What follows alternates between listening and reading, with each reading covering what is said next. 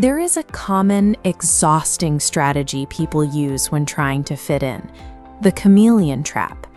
They try faking their personality, rapidly shifting their opinions and behaviors to blend into whatever room they just walked into. On the flip side, total rigidity is a death sentence.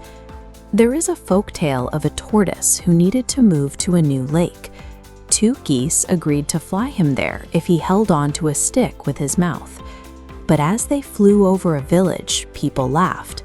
The tortoise, completely unable to handle a little social provocation, opened his mouth to shout back and dropped straight to his death.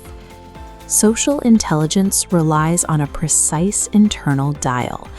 It requires a calculated coordination of observation, tact, and emotional discipline to match the specific needs of a new situation. This level of control is tested constantly. In highly complex spaces, you might find yourself dropped into a tense, high-tech operations room where strict hierarchy dictates every single interaction. Or you might be deployed to a dusty rural village where structure dissolves completely, and you have to communicate through a total cultural barrier. Surviving either extreme comes down to asking yourself 3 continuous questions. You use these to align your internal state with the reality around you. The first question is, am I being myself? There is an old Indian fable about a hermit who magically turns a mouse into a young girl. When she reaches marriageable age, he decides she deserves only the greatest forces in the world. He offers her to the sun, to the clouds, to the wind, and the mountain. They each point to something stronger. But finally, the massive mountain admits a tiny mouse is actually stronger because it can bore holes right through his rock. Realizing her true nature, she asks to become a mouse again so she can marry a forest mouse. The Mouse-Maid's strength wasn't found by climbing toward the sun. It was found in her ability to bore through rock. She realized that trying to play the part of a great being made her ineffective. Adaptability means identifying the specific environment where your inherent nature solves the problem at hand. Putting on a fake alpha leadership persona is a fast way to lose a group's trust. Social intelligence requires knowing your actual strengths and deploying your authentic personality to serve the current mission. The second question asks, am I making others comfortable? Look at the ancient tale of the royal elephant who fell into a deep, life-threatening depression until he was reunited with his best friend, a stray dog. Forming tight bonds across massive social gaps is what ancient texts call heartiness. But good intentions fail completely without tact. Take the Panchatantra story of a king who kept a very loyal but socially oblivious pet monkey to guard him while he slept. When a fly kept landing on the sleeping king's chest, the monkey grabbed a massive sword to shoo the bug away, instantly killing the king. Adaptability demands proportional response. You cannot apply a heavy warrior's tool to fix a minor social disagreement. You have to match your emotional tone to the actual size of the problem. Doing that requires precise environmental perception. Think of the fable of the Brahmin's wife. She sees her pet mongoose covered in blood near her baby's crib and immediately kills the animal in a rage, only to find her baby safe and a dead cobra on the floor.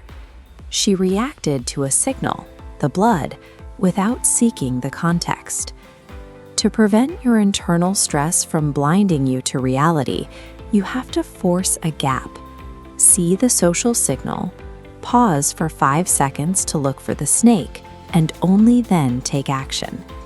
Making others comfortable isn't about smiling and being friendly. It is the rigorous, tactical management of your own reactive impulses. The final question is, am I helping the team win? In another tale, there is a bird with 2 heads but only 1 stomach. When one head finds a delicious fruit and eats it without sharing, the second head feels deeply insulted. To exact revenge, the jealous head eats a poisonous fruit. Both heads die because they share the exact same body. If you refuse to adapt to a teammate's flaws out of petty spite, you are drinking poison and expecting the other person to die. When dealing with active hostility or illogical peers, you need strategic adaptability. A merchant left a heavy iron scale with a friend, who later lied and claimed that mice had eaten the iron. Instead of screaming or throwing a punch, the merchant kidnapped his friend's son and claimed a hawk flew away with the boy. When the friend called that impossible, the merchant replied, "If mice can eat iron, hawks can carry boys." The friend confessed, and the son was returned. He won by adopting his opponent's logic to trap him. In any operational unit, the team is a single organism. Banging your head against a wall out of frustration is a failure. You must adapt your strategy to the logic of the people around you to keep the mission alive. These ancient frameworks map directly onto modern, complex organizations. When you drop into a new environment with mixed ranks and backgrounds, your survival depends on effective collaboration. This requires inclusive communication.